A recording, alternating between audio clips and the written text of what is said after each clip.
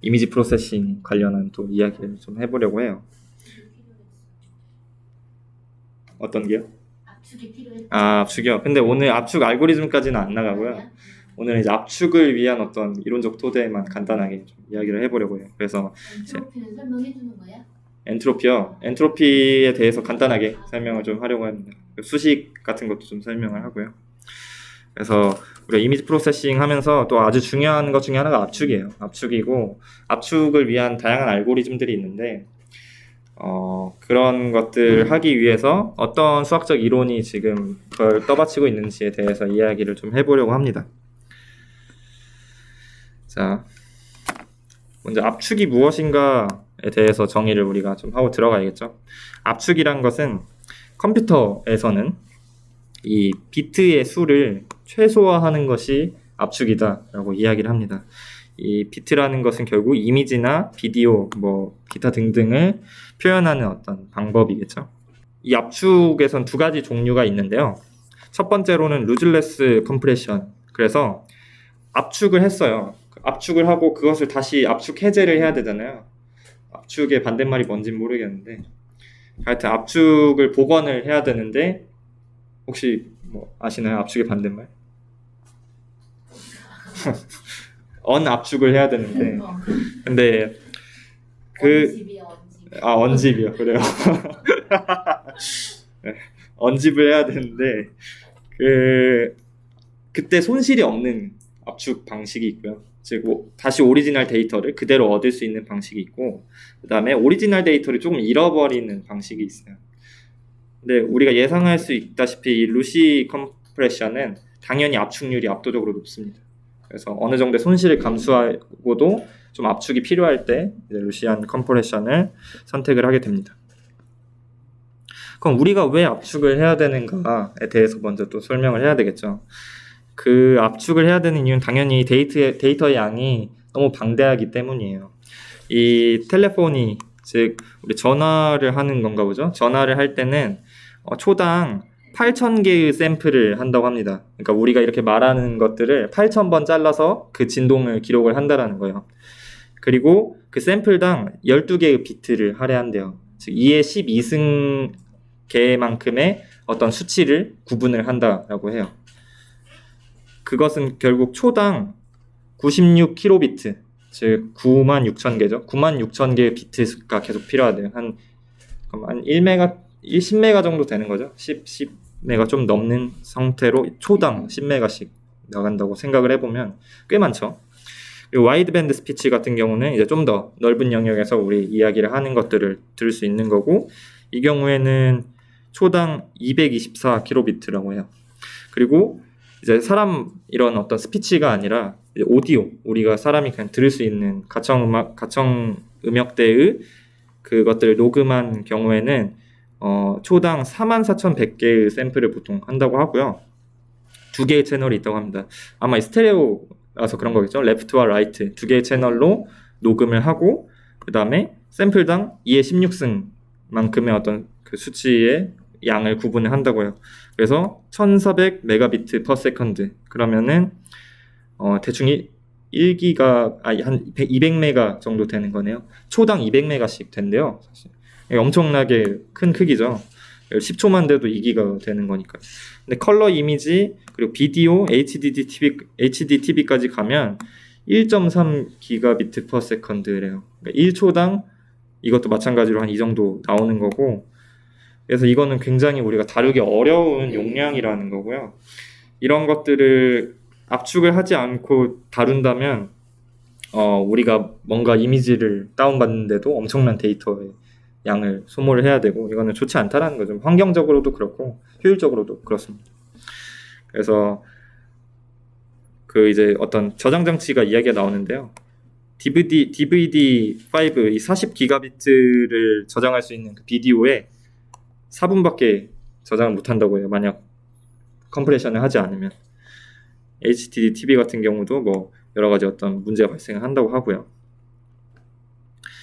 그래서 압축이 필요하다는 거고 그러면은 왜 압축이 가능한가에 대해서도 또 한번 설명을 해볼 수가 있어요. 도대체 압축이라는 게 뭔데 우리가 그 정보를 조금의 데이터만으로 큰 데이터를 우리가 다룰 수 있게 되는 거잖아요. 그게 왜 가능한지 철학적인 질문을 던져볼 필요가 있어요. 마법 같은 일이니까. 근데 여기서는 이렇게 설명을 합니다. 이 정보가 predictable 하기 때문이에요.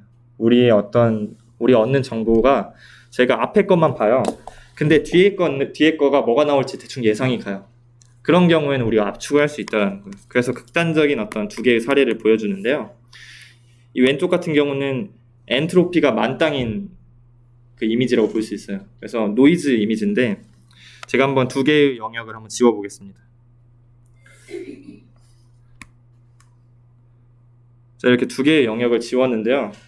우리 인간은 이미 알죠. 여기에 있는 영역의 색깔이 대충 어느 정도 될 거라는지 그걸 알 수 있는데, 그러니까 예를 들어 여기 임의의 점을 딱 하나 찍었을 때 얘는 뭐 R은 대충 몇에서 몇, G는 몇에서 몇, B는 몇에서 몇 예측을 할 수가 있잖아요. 근데 여기 영역에 있는 점을 하나 툭 찍었을 때 예측이 전혀 안 된다는 거죠. 그러면 어떤 이미지를 압축할 수 있느냐? 바로 오른쪽과 같은 이미지를 압축을 할 수가 있다라는 거고, 그것은 결국 predictable 하기 때문이에요. 그리고 그런 predictable한 정도가 이제 엔트로피가 됩니다. 그래서 이 lossless compression, 즉 무손실 압축에 대해서 좀 이야기를 해볼 건데, 이 왜 무손실 압축을 하느냐? 그러면 데이터가 중요하기 때문이죠, 사실. 그런 이제 사례들이 나오는데 이 텍스트와 같은 경우가 있어요. 예를 들어 제가 태영이 형한테 안녕 하세요 딱 보냈는데 갑자기 하세요가 없어지고 안녕만 나간다거나 그러면 안 되겠죠. 압축을 했고 다시 복원했는데, 아니면 안녕하세요가 아니라 뭐 간녕만세요 뭐 이런 식으로 보내지면 그거는 문제가 되잖아요. 그래서 데이터가 변환이 되면 안 되는 그런 경우에 lossless compression을 쓰게 되고요. 메디컬 이미지 같은 경우도 마찬가지입니다. 의학적인 어떤 정보는 그 데이터가 중요하기 때문에 손실이 있는 압축을 활용하지 않습니다. 그 루시 코덱스가 여기 있는 게 루시라는 이름이 있는데 뭔지 잘 모르겠는데요. 이건 넘어가겠습니다. 하여튼 이런 어떤 lossless compression을 쓴다라는 거고, 이 lossless source 코딩이라는 것은 결국 뭐라고 해야 되죠? 어떤 특정한 정보를 표현하는 그런 방법이라고 생각을 하면 좋을 것 같아요. 그래서 우리가 어떤 정보가 있을 때 얘를 010001 이런 식으로 써야 될 거잖아요. 그게 바로 이제 코딩입니다. 코딩이라고 하는 건데, 이 통계적인 메소드가 있고, 그다음에 유니버설 메소드, 즉 어떤 소스의 통계를 모를 때 어떤 정보가 더 많이 발생하고 그런 것들에 대해서 감이 없을 때 활용하는 메소드가 있고, 그리고 소스를 알 때, 그래서 뭐 여기에선 1이 뭐 몇 퍼센트 나오고 0은 몇 퍼센트 나오고 그런 것들을 알 때 활용하기 좋은 메소드들 두 가지로 나뉜다고 합니다. 그래서 가장 우리한테 익숙한 게 이 허프만 코딩이에요. 허프만 코딩은 압축에서 굉장히 대표적인 알고리즘 중에 하나고요. 그게 바로 이제 스태티스컬 메소드에 속한다고 해요. 그다음에 유니버설 메소드에서 가장 또 대표적인 게 바로 아리스메틱 코딩인데요. 아리스메틱 코딩은 좀 이제 못 들어본 분도 계실 텐데, 이건 이제 다음 시간에 제가 이 허프만과 아리스메틱 코딩에 대해서 좀 다뤄볼 생각입니다. 산술적인 무언가로 뭔가 정보를 표현하는 방법이에요. 이런 종류들이 있고요. 그 다음에 정보이론으로 갑니다. 정보이론으로 가서 우리가 어떤 정보를 표현을 할 때 어떻게 그걸 다룰지에 대해서 수학적 정의를 해야 되잖아요. 그래서 이 정보라는 게 뭐냐라는 것부터 일단 정의를 해야 돼요. 이 정보라는 것은 뭐냐면 이 어떤 심볼의 시퀀스다라고 표현을 하는 게 좋을 것 같아요. 그래서 우리가 영어를 쓰잖아요. 그러면 심볼은 A부터 G까지, 그다음 뭐 공백 정도. 그래, 이런 게 있겠죠. 이러한 심볼들의 집합이 될 거예요. 이런 심볼들이 무작위적으로 막 나타나면 그게 이제 잉글리시의 어떤 언어라고 표현할 수 있겠죠. 그리고 그거는 정보가 됩니다. 정보가 되고, 그래서 가장 단순한 케이스로 이제 Discrete Memoryless Source라고 DMS라는 걸 이야기를 하는데요. 이 DMS 같은 경우는 뭐냐면 모든 심볼들이 다 균일하게 랜덤하게 나타나요. 그런 경우에 이제 DMS라고 합니다. 그 메모리레스라는 건 결국 기억이 없다라는 거기 때문에 앞에 무엇이 나왔든 어떤 종속적이지 않게 그냥 계속 심볼들이 나타나는 걸 DMS라고 합니다. 근데 그럼 우리가 흔히 이야기하는 영어는 DMS인가? 라고 했을 때 DMS로 보기도 하지만 실제로는 DMS는 아니라는 거예요. 그러니까 우리가 이제 쉽게 생각하기 위해서 DMS로 보는 경우는 있는데요. 실제 영어는 DMS는 아니에요. 왜냐하면 단적으로 말했을 때 뭐 DGGXV라는 단어가 나타날 수 있을까요?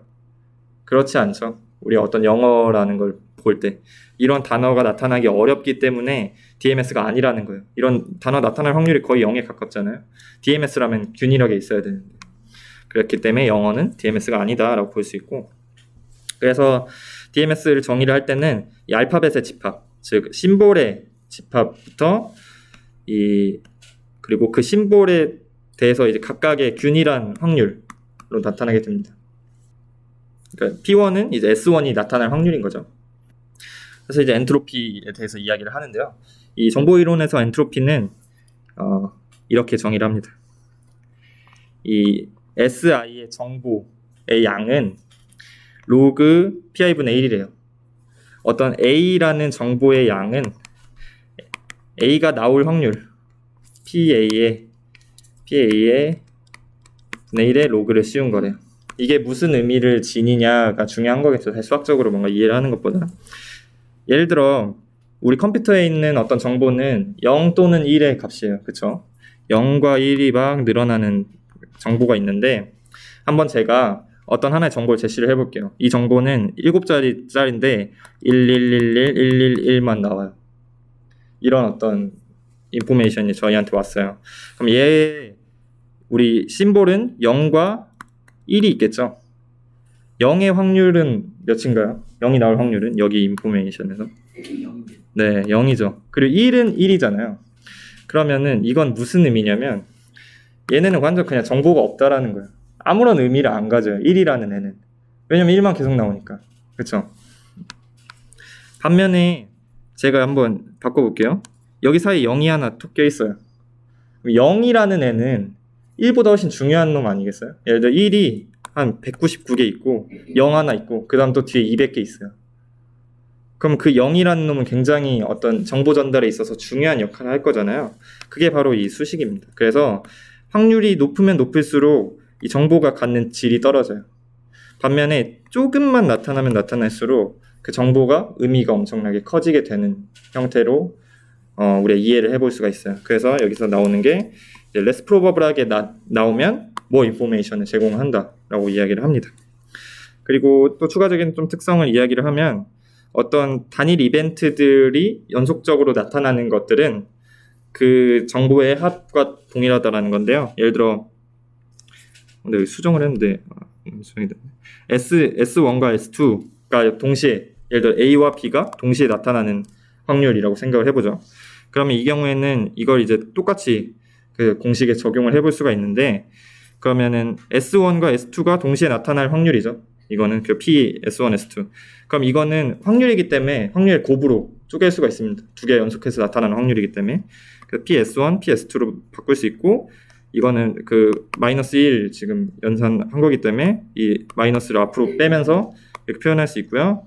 그리고 로그의 곱은 로그의 합으로 또 분리될 수 있기 때문에 이렇게 되고, 결국 이건 무슨 의미냐면 두 개의 이벤트가 일어난 정보의 양들을 합하면 그 두 개의 정보가 동시에 나타날 수 있는 정보의 양과 동일하다라고 표현할 수 있습니다. 그래서 이제 DMS의 엔트로피 같은 경우는 average information이에요. 그게 무슨 말이냐면 우리 DMS라는 거는 결국 여러 가지 심볼이 균일하게 나타나는 소스잖아요. 이런 식으로 표현이 되고, 이 경우엔 지금 0과 1이 나타나는 경우에는 이제 로그 2를 씌워가지고 이런 식으로 표현을 할 수가 있어요. 그래서 우리 0과 1이 나타나는 어떤 정보에 대해서 엔트로피를 시각화해본 모습이에요. 이건 무슨 말이냐면 어떤 정보들이 쭉 있고 이게 0 혹은 1 막 이렇게 이루어져 있을 거잖아요. 그러면 0에 대한 비율과 1에 대한 비율을 우리가 생각해 볼 수 있을 거예요. 그럼 무슨 말이냐면 0이 P만큼 나오면 1은 1-P만큼 나오겠죠. 확률이. 그래서 그 두 개를 지금 곱한 겁니다. 왜냐면 DMS의 아까 공식이 이렇게 두 개를 썸한 거였거든요. 서메이션 한 거기 때문에. 그래서 마이너스 p 로그 2 p와 1 마이너스 p 로그 2 1 마이너스 p를 곱해서 더하면 이제 이 어떤 정보가 나타나게 되고, 이게 무슨 의미를 지니냐면 0과 1이 만약 0.5의 확률로 나와요. 그건 무슨 의미냐면 0과 1이 균일하게 01, 01, 00, 11, 01 뭐 이런 식으로 나온다는 거겠죠. 그 경우에는 이 엔트로피가 제일 큰 상태라는 거예요. 무슨 말이냐면 예측하기 어렵다, 그런 의미예요. 근데 극단적으로 1만 나와요. 이 경우에는 그냥 1만 보면 다음에 뭐가 나올지 알겠죠. 이 경우엔 엔트로피가 아주 적은 상태가 됩니다. 완전 정렬되어 있는 상태이기 때문에. 그래서 예측하기 쉽다. 그래서 그걸로 이제 H를 우리가 정의를 해볼 수 있다는 거죠. 코딩이란 건 이제 뭐냐? 코딩이란 건 결국 어떤 소스에서 심볼들을 추출을 해냈고요. 소스에 나타난 심볼들을 추출을 하고 그것들을 어떤 코드 워드로 대응을 하는 방식입니다. 그래서 뭐 S1은 0000, S2는 0001 이런 식으로 이게 이제 픽스드의 형태가 될 거고, 이건 이제 그 뭐라고 하죠? 바리어블이라고 하나요? 뭐 좀 가변할 수 있는 그런 형태의 코드 워드를 대응을 하는 방식입니다. 그래서 이런 식으로 나오겠죠. 알파벳이라는 어떤 집합이 있고 그건 이제 심볼들의 집합이 될 거고, 각각의 심볼은 각각의 확률을 지니면서 나타나게 될 겁니다. 그리고 이 코드워드의 랭스의 평균이 중요한 거죠. 왜냐하면 어쨌거나 정보들이 이제 코드워드들이 막 표현을 할 텐데 그것들의 평균 값이 줄어들면 줄어들수록 압축이 잘 됐다라고 표현을 할 수 있는 거죠. 용량이 적으니까요. 그래서 그것을 이제 구하는 방식은 이렇게 된다는 거고, 그냥 랭스와 그 확률을 곱한 거예요, 사실상. 예를 들어 여기 같은 경우는 이제 다 랭스가 4겠죠. 여기는 뭐 2, 3, 4 있어가지고 그 2에 해당하는 심볼의 확률 곱해서 더하고 곱해서 더하고 그런 식으로 하는 겁니다. 인코딩이라고 안 하고 코딩이라고. 그러게요. 인코딩이라고 보통 하는데 여기서는 이제 그냥 코딩이라고 하더라고요. 네. 엔트로피에서 네.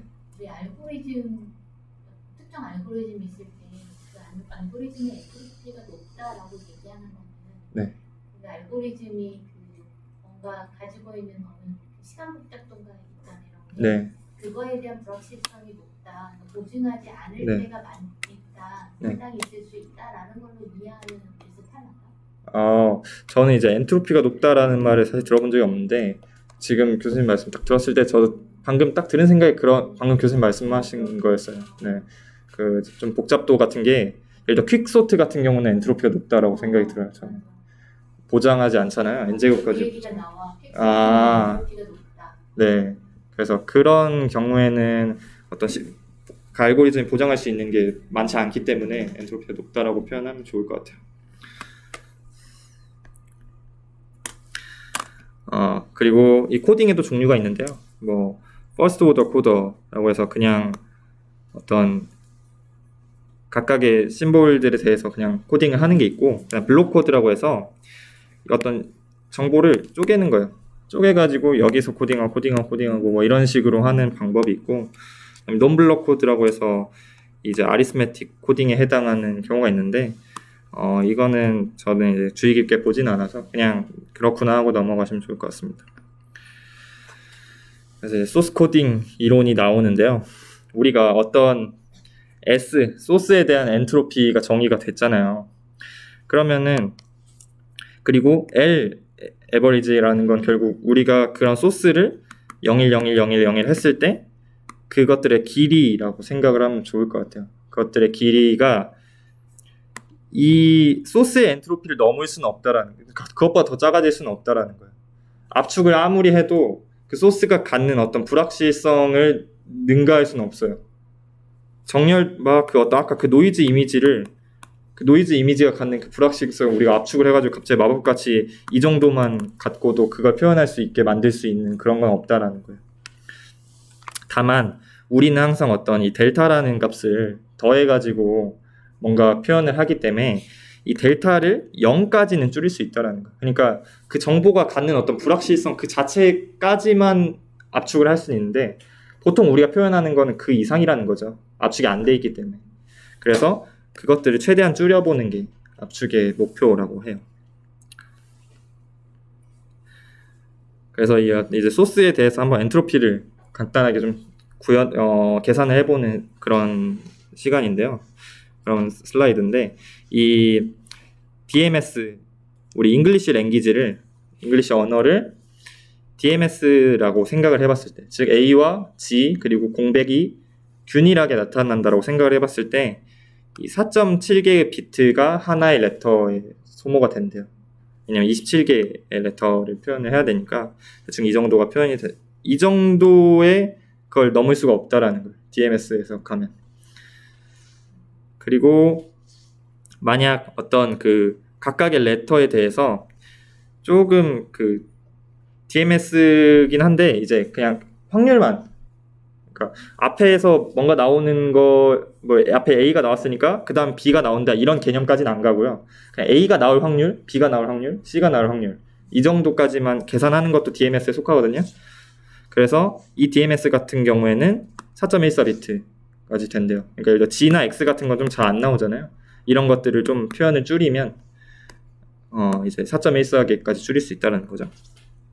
그리고 8개의 레터 단위로 어떤 디펜던시를 정의를 해서 그거를 압축을 하면 하나당 2.3의 비트까지 압축이 된다고 합니다. 그래서 우리가 해야 될 거는 이제 어떤 예측을 잘해야 된다는 거죠. 결국 다음에 무엇이 나올지에 대해서 그것을 잘 예측할 수 있어야 된다는 거고요. 그래서 그 어떤 데이터의 구조에 대해서 우리가 잘 아는 게 중요합니다. 그래서 이런 어떤 압축 방식을 하나 지금 제안을 하는데 1, 2, 3, 4, 3, 2, 3, 4, 5, 6이라는 데이터가 있대요. 그러면 이거를 그냥 우리가 DMS라고 생각을 해보면 그냥 2가 나올 확률과 4가 나올 확률은 지금 10글자 중에서 2번 나왔대요. 2번씩 2, 2, 4, 4 이렇게 2번씩 나왔고 3 같은 경우는 3번이나 나왔고요. 그 다음에 1과 5와 6은 한 번씩 나왔대요. 이런 식으로 확률을 계산을 해서 이것들을 이제 비트로 나타낸다 하면 2.44비트 각각의 6개의 문자를 이제 2.44비트 안으로 표현을 할 수가 있는데요. 만약에 우리가 이런 걸 정의를 하는 거예요. 프레딕터라는 걸 정의를 해서 이 데이터를 보니까 일씩 증가하거나 일씩 감소한다는 거예요. 그래서 이런 어떤 수식을 정의를 해서 이런 식으로 데이터를 만들 수가 있어요. 1111 마이너스 1 마이너스 1 1111 그거를 다시 디코딩하면 이런 값을 얻을 수가 있다는 거죠. 이 경우에는 1이 0.8번 나오고 마이너스 1이 0.2의 확률만큼 나오기 때문에 0.7의 비트면 뭔가를 표현할 수 있다는 거예요. 그래서 우리가 이 데이터의 스트럭처를 잘 알고 그것들을 적용을 하는 게 좋은 압축률을 보장하는 방법이다 라고 이야기를 합니다. 그리고 프리픽스 코드에 대한 이야기가 나오는데요. 이건 이제 뭐 허프만 코딩할 때도 잘 이야기를 할 만한데 우리가 어떤 심볼이 있고 그 심볼에 프로버빌리티가 있습니다. 심볼에 출몰 비율이 있고 그 다음에 어떤 방식은 이 S1과 S2를 그냥 0으로 표현을 해요. S3는 1, S4는 1, 0 이런 식으로 표현할 수 있고 또 어떤 방식은 이런 식으로 또 어떤 방식은 이런 식으로 다 각기 다른 방식으로 표현을 할 수가 있잖아요. 그럼 이때 에버리지 랭스를 구해볼 수가 있어요. 에버리지 랭스는 결국 여기 같은 경우는 1, 1, 1, 2 랭스가 여기 1, 1, 2, 2, 1, 2, 3, 3 뭐 이런 식으로 되겠죠. 얘와 이 확률을 서로 곱한 거를 더하면 돼요. 더해서 해보니까 이 코드 1 같은 경우는 1.125 1.125개면 다 표현이 된다는 거죠. 코드 2는 1.25, 코드 3는 1.75, 코드 4는 1.875 이런 식으로 표현이 된다고요. 근데 이제 문제는 이거는 유니클리 디코더블 하지 않다라고 이야기를 해요. 무슨 말이냐면 0을 보고 이제 이거 복호화를 할 때 이게 S1인지 S2인지 알 수가 없어요. 그렇죠. 이 경우에는 이제 루시안 컴프레션이 될 거고요. 그렇기 때문에 이 프리픽스 프리 코드라는 거를 정의를 하는데요. 무슨 말이냐면 결국 복호화를 할 수 있는 코드를 정의하는데 이 정의는 이제 어떤 코드워드도 다른 것에 프리픽스, 접두어가 되지 않는다라는 거예요. 이 프리픽스 코드라는 건 이제 그림으로 보는 게 조금 더 편한데 이 바이너리 트리로 항상 표현을 하게 됩니다. 그래서 0은 왼쪽, 1은 오른쪽이라고 생각을 해보면 S1 같은 경우는 0이잖아요. 그러니까 여기에 포함이 되는 거예요. 그리고 S2 같은 경우는 1이니까 여기 포함이 되고 00 같은 경우는 00 해가지고 S3가 되고 이런 식으로 표현이 됩니다. 이렇게 했을 때 이 프리픽스 프리 코드라는 건 뭐냐면 모든 게 다 리프 노드에 있으면 프리픽스 프리 코드가 됩니다. 근데 여기서 우리가 잘 알아야 될 거는 프리픽스 코드만이 유니클리 디코더블 하진 않아요. 그러니까 프리픽스 코드가 아니어도 충분히 복호화가 될 수 있습니다. 그 예가 바로 이런 건데요. 0, 01, 0111, 0111 이 경우에는 프리픽스 코드가 아니긴 해요. 그러니까 우리가 01만 딱 읽었을 때 이게 S1인지 S2인지 S3인지 알 수 없어요. 근데 다음에 0이 나오는 순간 S1인지 알 수 있죠. 그런 S2죠. S2인지 알 수 있는데 근데 이거는 프리픽스 코드는 아닌 거죠. 어쨌거나. 그래서 유니클리 디코더블하고 프리픽스 코드는 구분을 해줘야 된다고 합니다. 어쨌거나 이 리프 노드에 있으면 프리픽스 코드가 된다라는 것만 이해하면 좋을 것 같아요. 네, 이론적 토대는 여기까지.